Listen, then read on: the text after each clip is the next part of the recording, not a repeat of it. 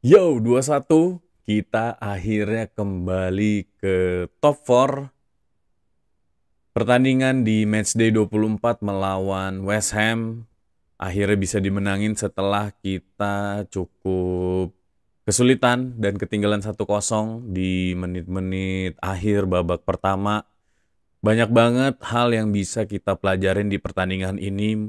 Banyak banget setup play yang bisa kita kembangin, terutama setelah melihat performa para pemain Chelsea di matchday 24 ini, terutama di babak kedua.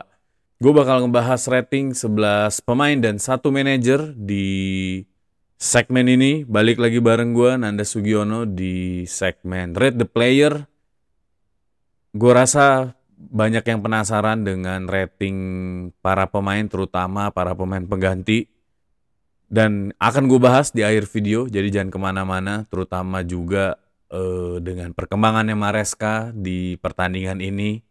Top banget menurut gue, bakal gue analisa di akhir video. Jangan kemana-mana, kita mulai aja. Come on Blues.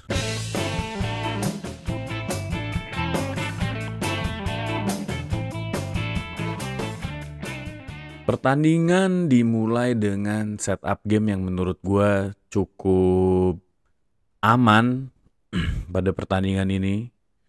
Si goalkeeper akhirnya kita menemukan satu titik cerah setelah Sanchez berhasil dirotasi di matchday ke-24 ini. Jorgensen kembali dimainkan di bawah Mister Gawang. Penampilannya juga menurut gue nggak jelek, nanti kita akan bahas. Defender, 4 defender kita ada Marco Cucurella, duo central back Tosin Adarabioyo dan Liva Colwill yang kembali dipasangkan karena melihat perkembangan duet antara Colwill dan Chalobah di matchday ke-23 yang kurang epic ya, kurang menyatu. Jadi mungkin Maresca lebih memilih untuk pemain-pemain yang memang sudah memiliki chemistry. Di sisi kanan pertahanan kita ada Reece James yang kembali menjadi kapten memimpin para pemain Chelsea untuk berlaga di matchday ke-24 ini. Di lini tengah ada Enzo Fernandez dan Caicedo, duo dinamis yang selama ini selalu menjaga pertahanan dan membantu serangan. Kembali dipasangkan di matchday 24 ini dan semakin matang. Di sisi tengah ada Cole Palmer, the golden boy, yang memiliki impact yang sangat signifikan menurut gue. Gue juga udah bahas masalah Cole Palmer ini di postingannya Bridge of Blue. Kalau temen-temen yang belum baca silakan langsung ke Instagramnya Bridge of Blue atau ke TikToknya Bridge of Blue. Di situ udah gue jelasin kenapa Palmer ini salah satu pemain yang bisa dijadikan poros untuk penyerangannya Chelsea. Di 3 penyerang depan kita ada Jadon Sancho dan Madueke di sayap kanan, dan di tengah ada Nicholas Jackson yang menurut gue masih belum menemukan permainan terbaiknya. Oke, setup play ini menurut gue cukup aman di matchday ke-24 saat melawan West Ham. Pertandingan dimulai dengan cukup rapi, setup build play-nya Chelsea yang kemarin sempat gue bahas dan kita sudah memang benar-benar mastering. Itu cukup membawa angin segar menurut gue ya di awal pertandingan, karena dengan setup play yang sudah kita kuasain, kita bisa menguasai pertandingan dari menit awal. Tapi memang banyak beberapa kesalahan yang dimanfaatkan oleh West Ham dan akhirnya gawang Chelsea juga sempat beberapa kali terancam. Tapi untungnya ada Jorgensen yang bisa mengamankan gawang dengan sempurna menurut gua. Duet Tosin dan Colwill di matchday kali ini tidak seperti biasanya. Masih ada beberapa mismatch yang terjadi dan cukup membahayakan gawang dari Chelsea, tapi untungnya masing-masing pemain bisa recover cepat untuk menemukan perform terbaiknya di pertandingan match 24 ini. Lini tengah, gue salut banget sama Caicedo dan Enzo. Enzo terlihat sangat nyaman untuk main ke depan. Beberapa kali dia berhasil memberikan true pass ke Jackson yang akhirnya bisa dibawa ke opposite box, tapi memang masih belum bisa menjadi GA. Tapi permainan Enzo overall ini menurut gue juga cukup keren di matchday ke-24 ini. Permainan sayap kita nggak begitu jalan di awal pertandingan. Masing-masing masih bermain sendiri. Sancho dengan teknik yang sangat ciamik menurut gue ya. Begitu signifikan dia bisa mendribbling, cutting inside, dan beberapa kali sempat membuat peluang. Ada satu tendangannya yang mengarah ke kanan gawangnya Areola tapi masih jauh ke atas. Madueke juga begitu, dengan melakukan signature move-nya dia berhasil masuk ke dalam dan cukup memberi tekanan ke lini defense-nya West Ham tapi belum cukup untuk membuat GA. Palmer luar biasa. Pertandingan di babak pertama ini tanpa Palmer, gue merasa kayaknya kita nggak bisa menguasai pertandingan karena impact-nya Palmer ini luar biasa di matchday 24 ini, mulai dari awal pertandingan sampai akhir, di mana Palmer berhasil membuat beberapa peluang, beberapa shoot dan free kick di akhir-akhir pertandingan yang menurut gue luar biasa. Tanpa banyak mikir, Palmer langsung mengarahkan tendangan bebasnya ke kanan atas gawang Areola dan masih bisa ditepis pada waktu itu. Gol terjadi di menit 42, Jarrod Bowen, Colwill yang saat itu ditekan oleh Kudus karena adanya preparation untuk setup play di lini bertahannya Chelsea.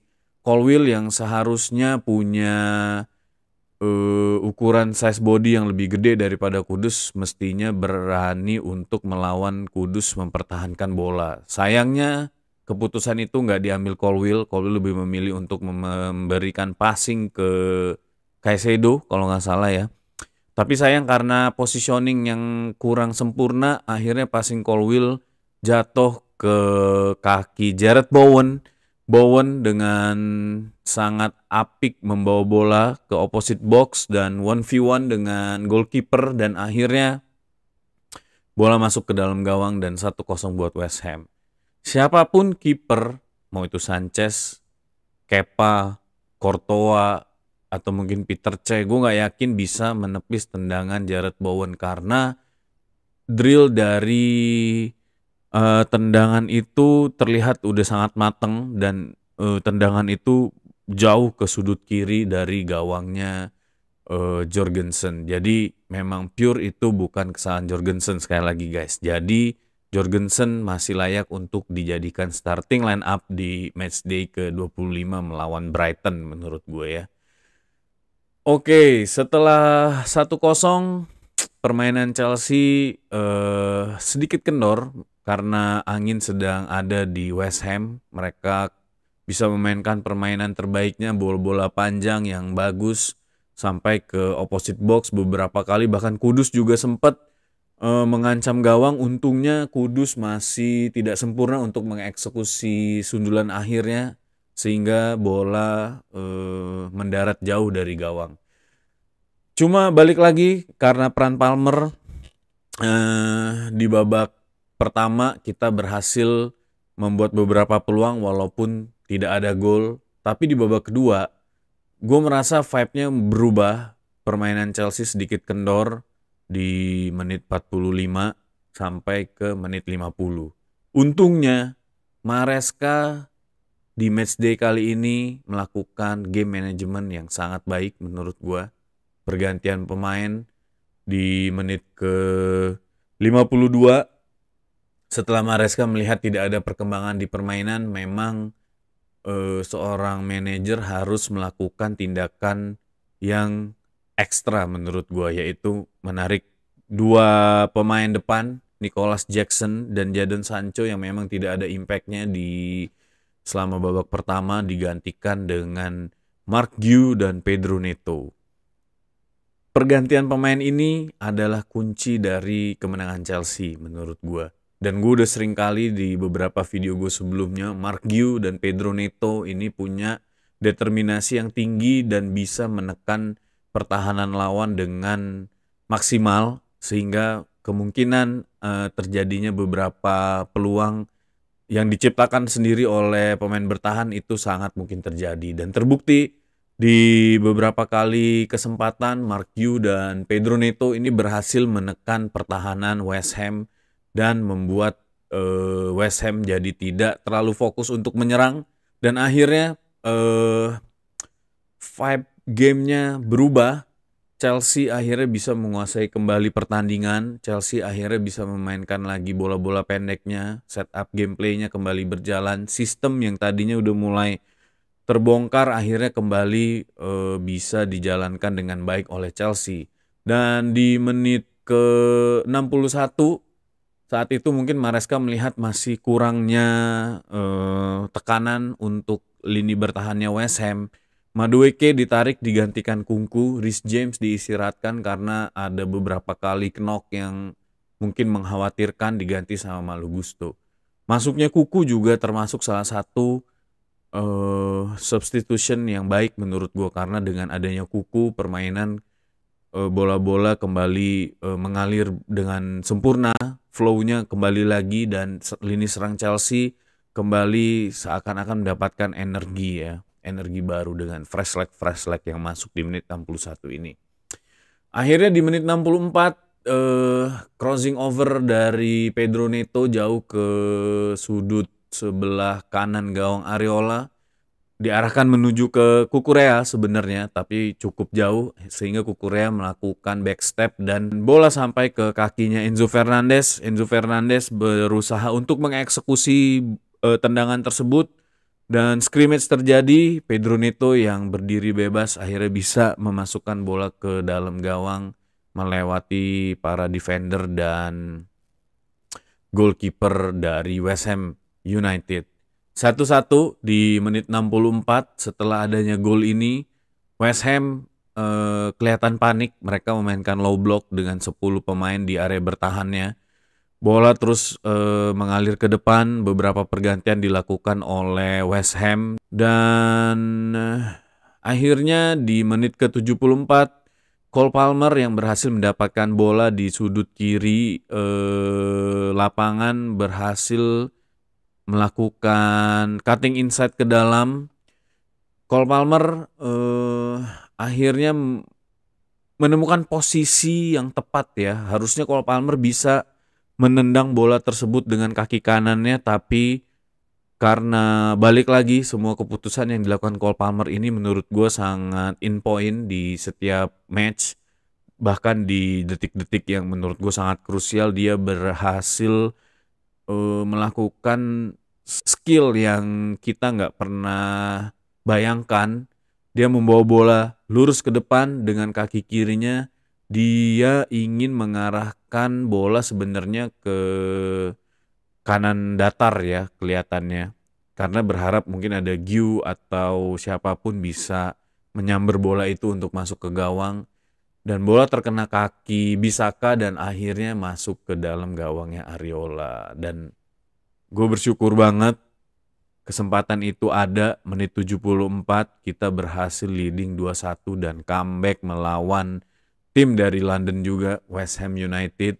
Dan gue happy banget saat itu karena gue merasa seakan-akan udah mulai kehilangan. Tapi vibe game ini yang terjadi mirip-mirip seperti gamenya Tottenham. Kita menguasai pertandingan full, kita menguasai lini tengah, kita menguasai lini serang, dan solid banget menurut gue.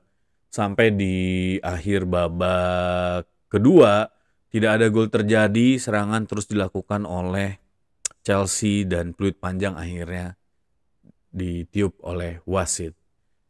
Well, gue happy dengan pertandingan ini, dengan squad yang ada, dengan pergantian dan game manajemennya Maresca, karena gue merasa udah saatnya Chelsea kembali lagi setelah transfer window Januari ditutup. Harusnya tidak ada problem yang mengganggu squad ini untuk terus melaju di putaran kedua Premier League ini ya.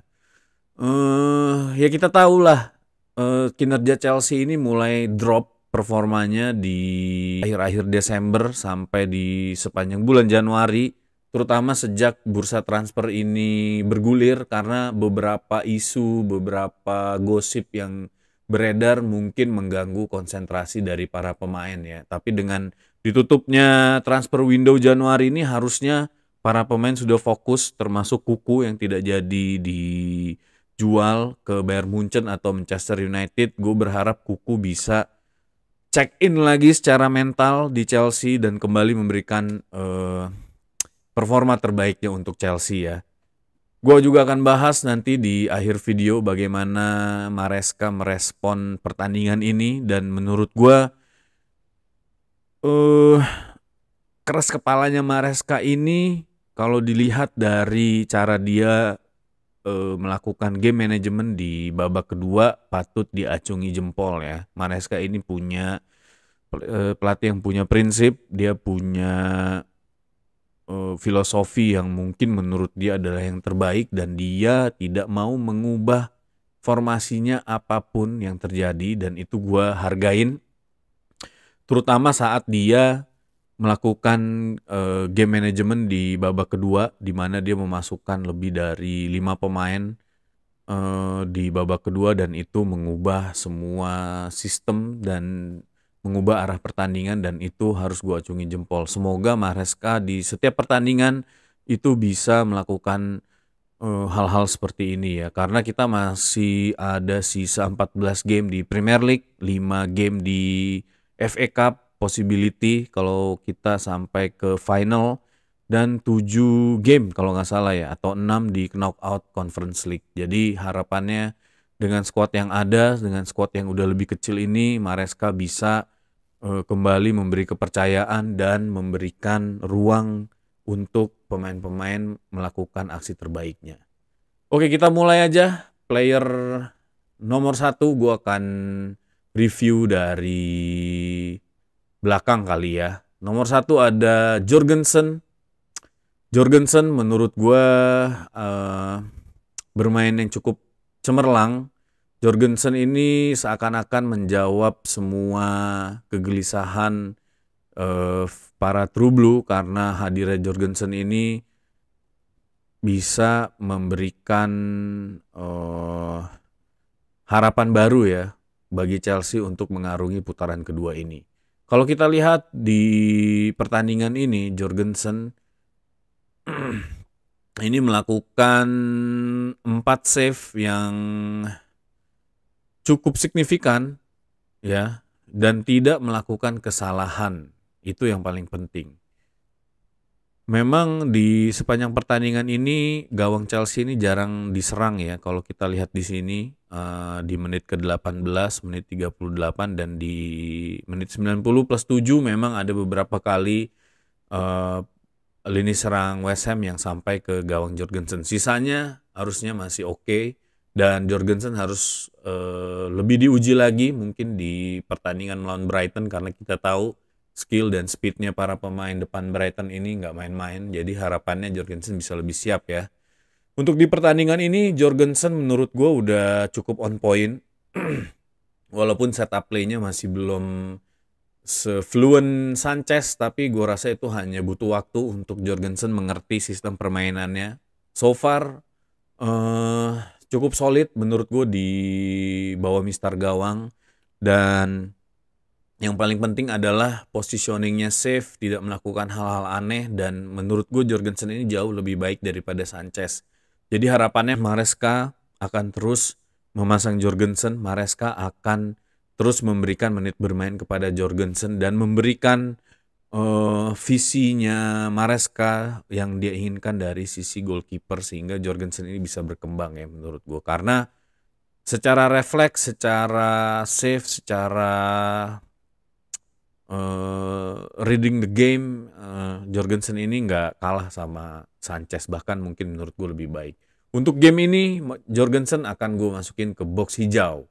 1 gol West Ham di pertandingan ini menurut gue bukan salah Jorgensen, karena kiper manapun yang berhadapan dengan seorang Jarrod Bowen dengan jarak segitu, dengan posisi yang open to shot, nggak akan ada yang bisa ngalahin Jarrod Bowen.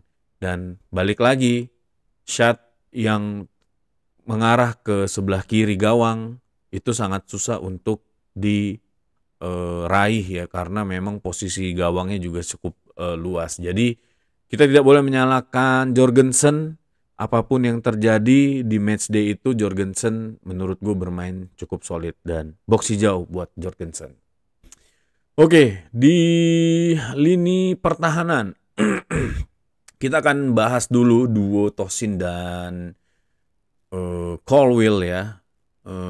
Karena menurut gue duo ini adalah pasangan yang cukup menjanjikan di matchday selanjutnya. Kalau kita lihat di box ini, duo central back kita ini melakukan tackle yang cukup solid. Hanya ada 2 tackle yang terlepas, yaitu di menit ke-31 dan menit 41 yang dilakukan oleh Liva Colwill. Clearance juga banyak terjadi ya, terutama di area inside the box. Ada Tosin dan Colwill, dan menurut gue game ini Colwill memang sempat melakukan kesalahan, dan kita tahu rate kesalahan Colwill ini cukup kecil sebenarnya. Jadi memang purely untuk di game ini gue rasa dia cuma kurang berkonsentrasi. Jadi kita juga nggak bisa ngecap bahwa Colwill ini adalah back yang sering melakukan blunder. Enggak, tapi Colwill harus berhati-hati. Untungnya dia bisa cepat recover dari kesalahannya di matchday ini dan gak terus-terusan melakukan drop performance ya. Jadi Colwill bisa step up dan kembali melakukan hal terbaik untuk di game ini. Kalau kita lihat pergerakan Colwill juga cukup explorer ya. Dia bisa menghalau bola di sebelah kiri ini ketika Cucurella maju ke depan. Dia berhasil membackup Cucurella dan berhasil melakukan tackle. Bahkan dia bisa menghalau bola sampai ke tengah. Dan ini kalau kita lihat pasangan Colwill dan Tosin ini menurut gue pasangan yang cukup perfect ya. Karena dari sisi pertahanan, Tosin ini berfungsi sebagai box defender yang hanya bermain di sekitar area box, dan Colwill ini bisa menjadi ball playing defender. Dan duet ini menurut gue cukup menjanjikan sisa paruh musim kedua ini, dan hopefully mereka semakin matang. Dan Tosin mewah banget, tenang banget. Dia bener-bener nggak perlu, mungkin karena dia dipasang di box defender ya, jadi memang dia punya waktu untuk memutuskan apa yang harus dia lakukan ketika lini serang itu datang dengan positioning teman-temannya. Dan menurut gue Tosin di game match ini cukup memiliki kemampuan membaca permainan yang bagus ya, karena dia berhasil melakukan banyak hal lawan, berhasil mematahkan serangan West Ham, dan ketenangannya di atas rata-rata. Gue nggak tahu kalau misalnya Tosin itu balik seperti Tosin yang dulu ya, karena di beberapa video sebelumnya, di beberapa matchday gue udah sebutin bahwa Tosin ini udah menemukan style of play-nya yang fit in dengan sistem Maresca, dan gue rasa ini adalah jawabannya ya. Jadi duo ini gue rasa masih bisa dipasangkan, dan Chalobah juga, seandainya Chalobah bisa lebih tenang lagi dan bisa bermain sebagai defender covernya Colwill, gue rasa duet pergantian antara Chalobah, Colwill dan Tosin ini sangat mungkin terjadi di paruh musim kedua ini ya. Dan gue akan memberi box hijau buat Tosin karena kemampuannya dalam menghalau bola dan ketenangannya untuk menjaga pertahanan Chelsea. Dan box kuning untuk Colwill. Colwill harus lebih berhati-hati lagi. Colwill harus bisa lebih tenang dan tidak melakukan kesalahan lagi. Jangan sampai ini menjadi awal baru ya untuk defender kita melakukan drop performance. Jangan sampai, karena Sanchez kita udah take out, jangan sampai ada lagi yang melakukan blunder-blunder seperti ini. Oke, di lini pertahanan flank itu ada Marc Cucurella dan Reece James. Secara pertahanan juga sama, solid banget, terutama Reece James. Reece James berhasil melakukan penjelajahan dan melakukan recovery bola di beberapa opposite midfieldnya lawan, dan ini menurut gue bagus banget karena itu berarti serangan tidak langsung terjadi ke arah pertahanannya Chelsea. Dan Cucurella Defense-nya cukup solid di area pertahanan Chelsea, dan Cucurella ini kalau kita lihat secara distribusi ya, kalau kita lihat di box ini, Reece James dan Cucurella ini melakukan banyak banget passing di tengah di setiap flank. Bahkan Cucurella bisa menjelajah jauh ke depan. Dan pertandingan ini menurut gue duo sayap ini tampilannya solid banget. Terutama Reece James, bagaimana dia bisa invert ke tengah dan membantu pertahanan. Dan dia juga bisa menjadi poros serangan, membantu Enzo Fernandez dan Cole Palmer untuk mengalirkan bola. Dan ini menurut gue udah nggak ada debat lah ya untuk duo flank bertahannya kita ini. Cucurella dan James akan gue kasih box hijau di pertandingan ini karena memang solid banget, terutama Cucurella yang melakukan setup play, memberi umpan ke Enzo sampai akhirnya bisa terjadi gol. Oke, di lini tengah kita punya Caicedo dan Enzo Fernandez. Kita bahas dulu Caicedo. Kalau kita lihat Caicedo di sini sangat vital perannya. Kalau kita lihat secara distribusi memang mungkin tidak terlihat signifikan, tapi lihat passing rate-nya, kesuksesannya semua dikasih dengan garis warna hijau. Ini berarti banyak passing-passing yang sukses. Hanya ada satu passing yang gagal di menit 49, itu mengarah ke opposite box ya. Kalau kita lihat secara defense,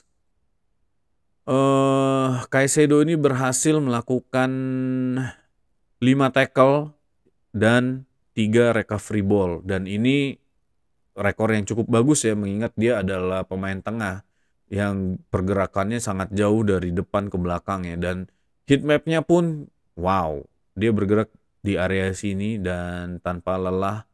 Dan Caicedo menurut gue solid banget di game itu, sehingga Caicedo bisa memberikan ruang untuk Enzo Fernandez maju ke depan ya, membantu serangan. Enzo Fernandez ini juga menurut gue oke, tapi walaupun kurang kreatif ya Enzo Fernandez, tapi berhasil memberikan scrimmage yang akhirnya bisa menjadikan gol untuk Chelsea.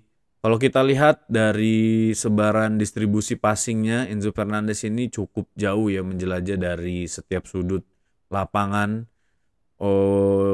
Masih melakukan banyak kesalahan dalam passing, tapi ini nggak masalah karena kita lihat tadi recovery dari Cucurella, Caicedo, dan James harusnya bisa mengamankan ini. Tapi once kita bermain dengan tim-tim yang playmakernya bagus, terutama kayak Brighton yang punya Mitoma, itu sangat berbahaya untuk Enzo melakukan kesalahan seperti ini. Jadi menurut gue Enzo harus lebih bijaksana lagi dalam mengalirkan bola ya.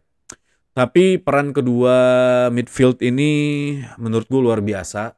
Gue akan kasih box hijau buat Caicedo dan Enzo, terutama Caicedo top notch menurut gue, karena selain dia menjadi man of the match di matchday ini, kita ingat debutnya Caicedo ini adalah melawan West Ham di paruh musim kedua musim lalu, dan kita lihat betapa groginya Caicedo ya, kegagalan demi kegagalan, bahkan kita dicap membeli pemain yang overpriced, pom-pom price ya. Tapi di tahun ini Caicedo membuktikan bahwa semua kritikan itu tidak terjadi. Dia berhasil menjadi man of the match, dia berhasil menjadi tiang solidnya lini pertahanan dan lini tengah dari Chelsea. Bravo Caicedo. Cole Palmer dari lini serang dan Madueke dan Sancho, kalau kita lihat ya dari Cole Palmer secara distribusi bola, Palmer ini luar biasa, dia berhasil menjalankan bola dari belakang ke depan, ke kiri, ke kanan. Luar biasa banget permainannya, dan gua merasa beruntung banget Chelsea mendapatkan Cole Palmer ini dengan harga hanya 40 juta. Untungnya Manchester City belum menyadari betapa potensialnya Cole Palmer ini. Dan menurut gue peran Cole Palmer ini masif banget di matchday 24 ini, terutama lewat peluang-peluang yang dia berikan. kalau nggak ada Cole Palmer rasanya berat buat kita untuk menang. Kalau kita lihat secara shoot, Cole Palmer ini berhasil melakukan 8 shoot ya dengan tingkat ancaman yang cukup signifikan. Ada 3 shoot yang on goal dan 2 shoot yang off goal dan 2 shoot yang di block. Permainannya secara touch, secara dribbling, secara distribusi, positioning, you name it, semuanya top. Gue akan kasih box hijau buat Cole Palmer di pertandingan ini ya. Jadon Sancho, kalau kita lihat secara distribusi tidak banyak melakukan touch dan rata-rata semuanya gagal. Sancho nggak ada impactnya di pertandingan ini. Sancho nggak bisa ngimbangin Cole Palmer di pertandingan ini menurut gue. Secara konsistensi dia nggak bisa melakukan link up seperti yang dilakukan di beberapa match day sebelumnya. Menurut gue Sancho harus improve. Sancho nggak bisa kayak gini terus. Sancho mesti step up lagi di next match. Gue akan kasih box merah buat Sancho. Madueke juga sama, Madueke masih banyak bermain di area sayap kanan dan tidak begitu mengancam. Hanya ada beberapa shoot yang jauh ya dan beberapa passing ke opposite box yang tidak bisa diselesaikan karena mungkin memang terlalu jauh atau posisinya tidak sesuai dengan yang diharapkan oleh teammate-nya. Madueke di sini gue akan kasih box kuning karena cukup impact sebenarnya untuk memberi tekanan ke lini bertahannya West Ham supaya dia tidak fokus untuk menyerang. Jadi menurut gue masih oke banget Madueke, tapi harus ditingkatin karena kita nggak bisa punya winger yang seperti ini ya. Overall permainan Sancho, Palmer, Madueke ini harus punya link up lagi, harus punya harus punya strategi yang jelas bagaimana Maresca memainkan 3 pemain serang ini karena secara potensi menurut gua 3 pemain ini sangat potensial, punya skill yang di atas rata-rata, speed yang bagus, touch yang keren ya, punya dribbling skill juga yang luar biasa. Cuma Maresca harus punya racikan yang pas untuk membuat 3 pemain ini menjadi satu kesatuan. Menurut data Opta, Palmer ini adalah salah satu pemain dengan kesempatan gol terbanyak selama Desember sampai Januari. Selama Desember sampai Januari, Palmer sudah membuat 32 kesempatan yang harusnya bisa menjadi gol. Tapi kita nggak pernah lihat gol yang terjadi satupun dari kesempatan itu karena mentoknya lini depan Chelsea, terutama Jackson. Bahkan Palmer tidak bisa mendapatkan 1 assist pun dari 32 kesempatan yang tercatat oleh Opta. Dan itu menurut gue udah nggak bisa lagi terjadi. Semua kesempatan yang diciptakan Palmer itu harus bisa dimaksimalkan oleh para lini serang lainnya, baik itu dari lini sayap dan terutama dari striker.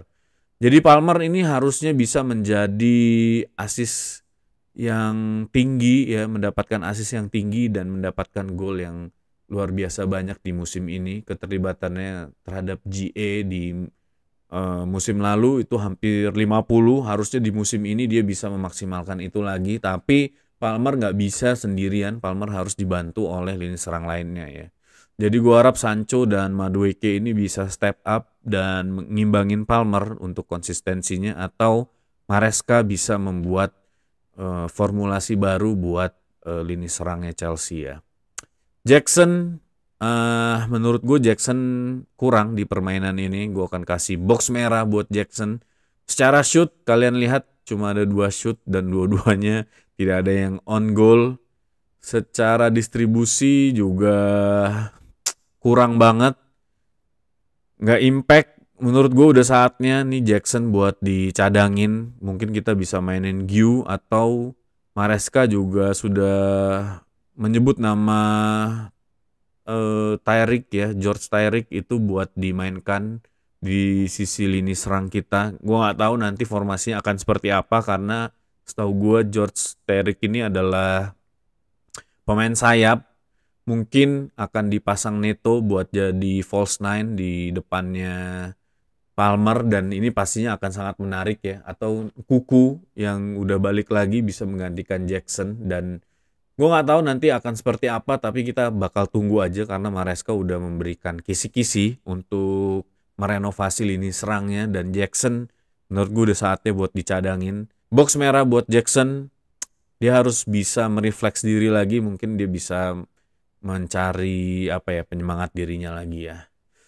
Buat substitution, gue akan ngebahas Pedro Neto, the game changer. Menurut gue Pedro Neto ini luar biasa dari apa yang dia lakukan selama kurang dari 45 menit, memberikan impact yang sangat signifikan buat Chelsea. Secara distribusi, secara shoot, secara pergerakan mungkin nggak se-magnificent Palmer, tapi daya gedornya, determinasi, dan semangatnya yang dia tularkan ke teman-temannya itu priceless banget. Itu sesuatu yang bikin tim ini kembali maju ke depan, sistemnya kembali berjalan. Tim ini bisa menemukan lagi flow serangannya yang tadinya udah mulai kendor karena vibes-nya udah mulai hilang. Dan gue sangat mengapresiasi Neto bagaimana dia membawa permainan terbaiknya di bawah 45 menit dan bisa menghasilkan gol. Menurut gue ini keren banget. Neto akan gue kasih box hijau top notch. Oke, gue akan bahas manajer Enzo Maresca. Gue akan bahas 3 aspek, yaitu setup game management, dan substitution. Udah gue bahas tadi setup game. Secara setup game kita cukup aman.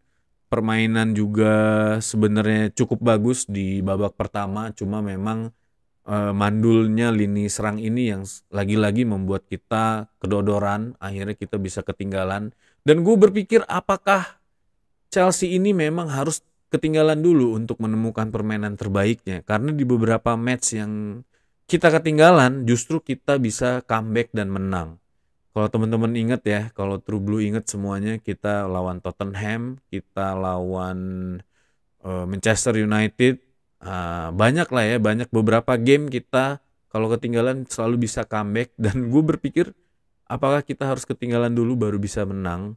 Hopefully enggak, karena once kita unggul malah kita balik kalah atau imbang. Makanya ini setup gamenya nih masih harus disesuaikan Maresca lagi untuk membawa beberapa alternatif permainan ya, setup play. Tapi menurut gue setup game di match ini udah bagus. Untuk game plan management, untuk game management sendiri gue acungin jempol.